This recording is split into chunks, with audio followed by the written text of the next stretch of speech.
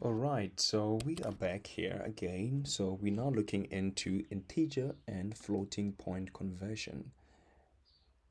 Okay, integer and floating point conversion. Okay, what a typo there. I think it's essentially we're talking about typecasting here. Um, what is typecasting, by the way?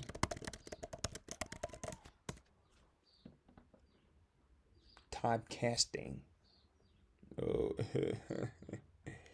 well, we have type conversion. Well, I guess type conversion.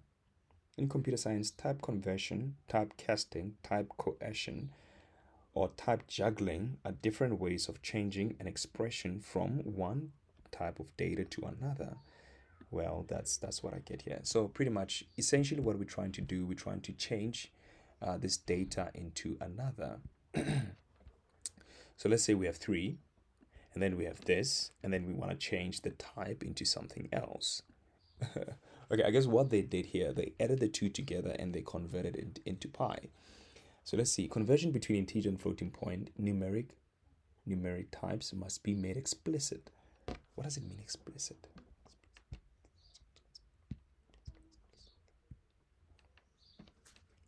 Explicit, stated clearly and in detail. Interesting. Pi is equal to 3 and is inferred to be of type double.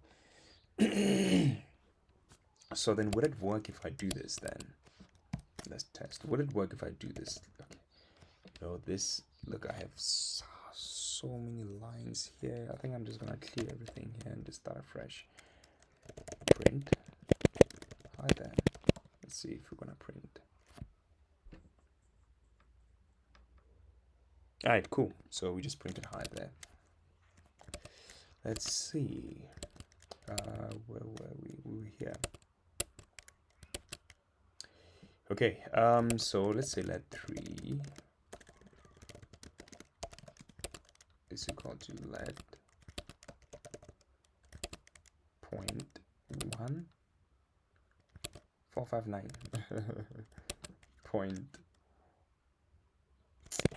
1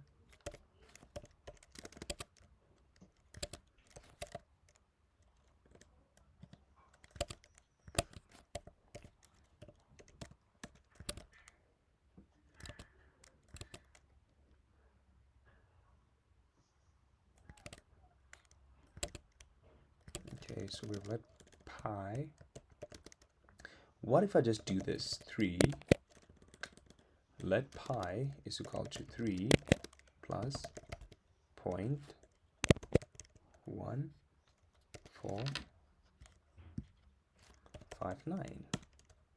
and then I say print pi. Will it work?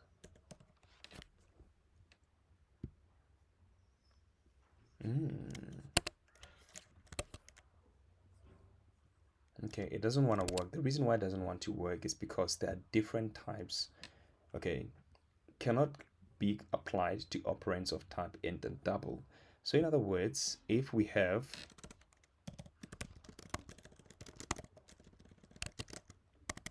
we cannot add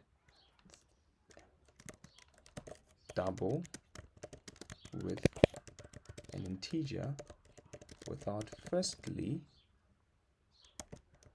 converting one of the data types. So in order for us to achieve this, something either has to be an integer or a double.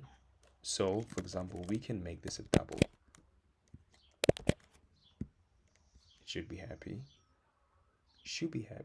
So for now it's happy. Alright, cool. For now it's happy. Or this needs to be an integer. Those are the two options that we have. And then it will be happy. The answer will be 3. Cool. So that's what we see here. So that what if the answer was 99? What was gonna be the answer? Well, it'll still be 3. Okay, it's still 3. So it just takes the first one. It doesn't round. It doesn't do anything. That's what we see there, except if you want to round it first. Can I round?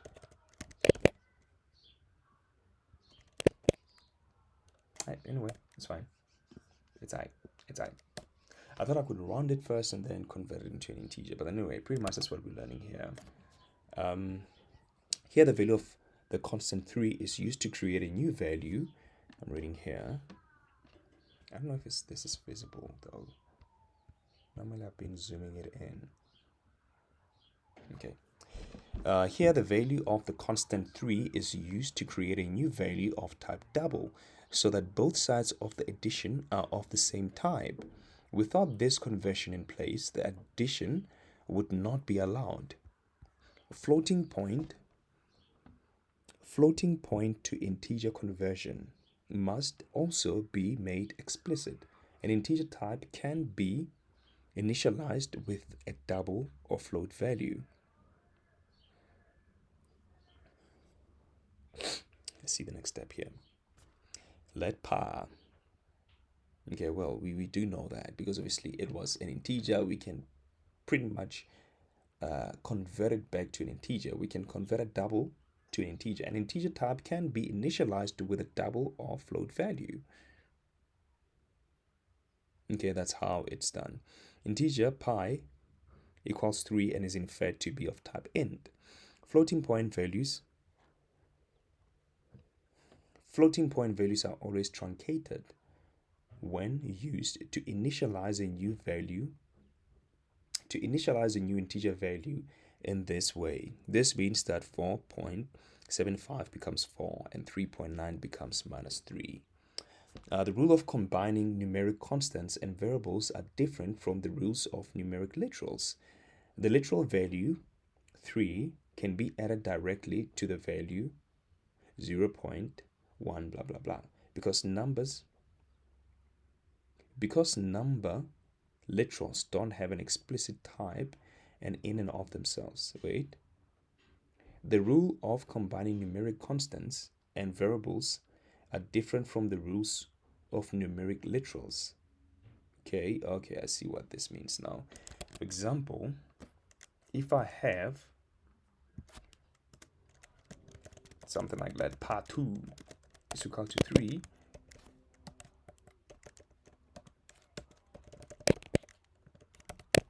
this is allowed.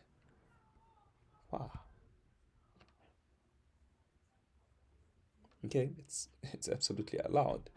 But then here it's not allowed, and I think it makes sense why. Okay, it makes sense why.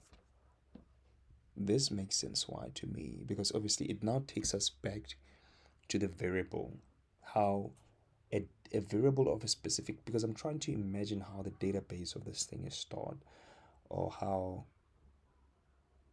I'm thinking the object model of this thing is created. Because obviously the one thing that comes to my mind is that because the variables are not of the same type, they are completely foreign to each other, and therefore they cannot communicate with each other without some sort of conversion. But then these ones here are both considered differently. Now, how does the compiler consider these two here? It says the rules of combining numeric constants and variables are different from the rules of numeric literals. The literal value 3 can be added directly to the literal value 0 because the number literals don't have an explicit type in and of themselves. Okay. The reason why we can add these together is because the numbers do not have. Wait, what are we doing now, Shiba? It's because the numbers do not have an explicit type in and of themselves. I like that. Their type is inferred only at the point that they are evaluated by the compiler. Interesting. Their type is inferred only at the point that they that they are evaluated by the compiler. So those are some of the things that we see here.